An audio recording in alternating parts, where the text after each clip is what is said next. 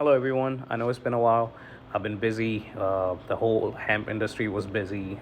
We didn't know what was going on. Just to give you a small recap or a small brief about it, uh, second session has ended. No hemp ban as of yet. Uh, Senator Patrick or Lieutenant Governor Patrick put out a tweet basically conceding that they could not come to an agreement about the hemp bill, which is great for us. Um, Abbott, I was so happy about it and everything. Then Abbott, day before yesterday, hinted that he might call a special third session for the TSC ban or hemp ban, which I don't know why they're not letting it rest. Why poke a bear? The second session has ended. You guys been there. You were supposed to be out May. It's already September. Just be done with it. Don't worry about it. Forget about it. But even if it happens, feeling like it's only going to be to limit the age to 21. I hope it's not a ban. I don't think so, but there's still that hanging sword of some sort. It's not going to be as bad, but restrictions we welcome, which is great.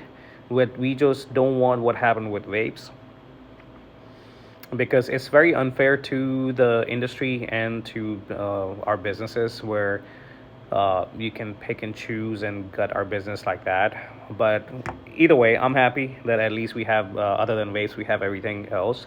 About a couple of months ago, the bill was passed. The vapes were banned, especially with all the Chinese and Chinese-made vapes and everything, which is great. We all want that. We don't want any. And just to be clear, the rule is not only cartoon characters and certain names or certain kid enticing emojis or anything like that.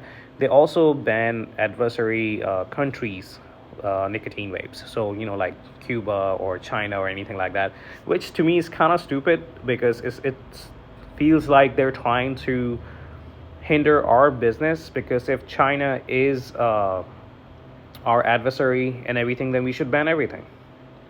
Why only ban Chinese made vapes? Why not ban their clothing, which gives us a lot of trouble for fast fashions, create a bunch of other stock, and we buy a lot of things from them. If they're our enemy, then we should be gutting those industries also. But again, either way is good. More jobs in US, better quality and everything. But you did it all of a sudden, so we don't have nothing in place. With a lot of brands are coming out, so which should be fine, not a problem. But I don't like how they sneakingly.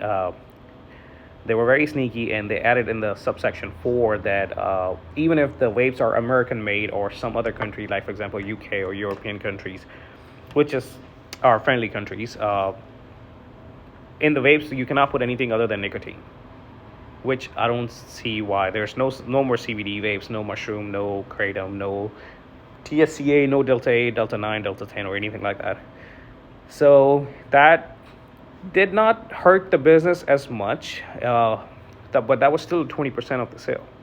That's still 25% of the sale. That's majority of the customers who like sativas, who like to take the edge off, who like to take their anxiety, keep their anxiety in check and everything, and they like something in their pocket to do throughout the day while at their work and everything. They're kind of suffering. Not everybody is fond of flour and pre-rolls and wax and stuff like that, which is understandable. They like the convenience of it, taking it out, taking a hit, good for an hour, sort of thing. But again, VTA has filed a lawsuit against it. I think the lower court kind of declined the first lawsuit, not filed by VTA, by a different company.